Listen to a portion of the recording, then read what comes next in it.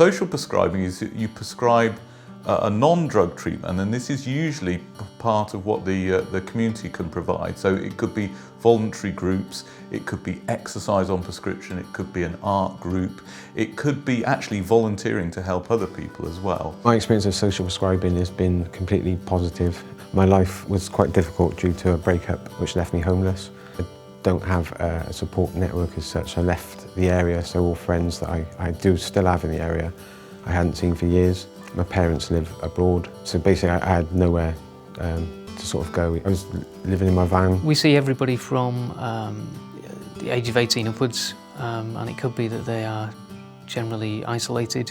That might be due to mobility problems or maybe a long-term condition.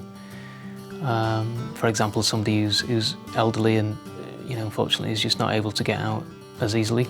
I was widowed last year, and I found it very difficult to get involved in anything. Now that I'm single, I don't have family around, I don't have close friends around. When I consulted with my GP, I was diagnosed with depression, and amongst other things I was referred to the social prescribing people. Quite often it might be a practical issue, so it might be transport, it might be that there's a change to benefits or housing situation.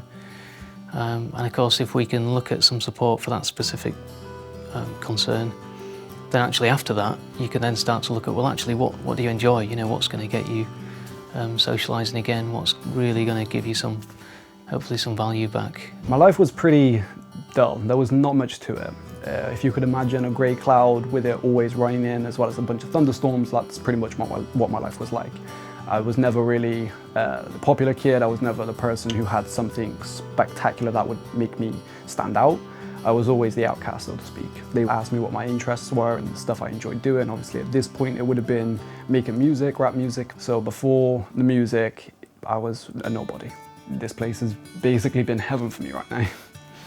I think the success of social prescribing is that if you look at some of the VCS organisations, so voluntary community sector organisations, and certainly this as a model, it really is, to kind of phrase, it really is person-centred. So it looks at the individual and how those organisations and the staff here can support those individuals. To have someone just phoning up and checking on your well-being is it's a big thing. It's a small event, which is a big thing. They know who you are, which is really important when you think you're kind of invisible. I was referred to an exercise class in Newent every week. It's run for people of about the same mobility as myself.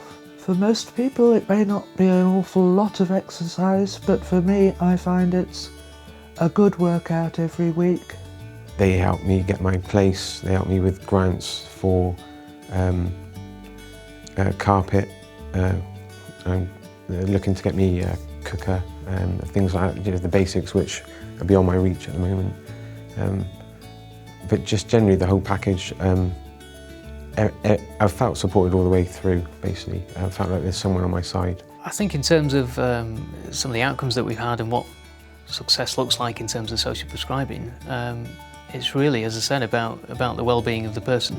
Day-to-day is so much better. I can go out and enjoy myself. Like back in the day I used to get into town, grab what I needed to do and get back quickly. I did not like going out. Now I can go out, actually enjoy going out. I've become much less depressed. I am getting out quite a lot more, and life has just become so much better. I'm able to look forward, I'm able to have a more positive and sort of normal outlook on things instead of being where I was. For the team, it's about, do they feel more confident? Do they know where to go for information? Do they feel, again, more in control of their situation, so actually they can help themselves?